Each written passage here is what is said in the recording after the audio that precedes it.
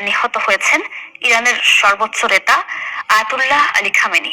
এ তথ্য নিশ্চিত করেছে ইরানের রাষ্ট্রীয় গণমাধ্যম। এর আগে ট্রুথ সোশ্যালে এক পোস্টে খামেনির মৃত্যুর খবর জানান মার্কিন প্রেসিডেন্ট ডোনাল্ড ট্রাম্প। শনিবার সকালে ইরানে ইসরায়েল যুক্তরাষ্ট্রের অভিযানে বিধ্বস্ত হয় আয়াতুল্লাহ আলী খামেনির বাসভবন ও কার্যালয়। ধারণা করা হচ্ছে এ সময় মৃত্যু হয় তার।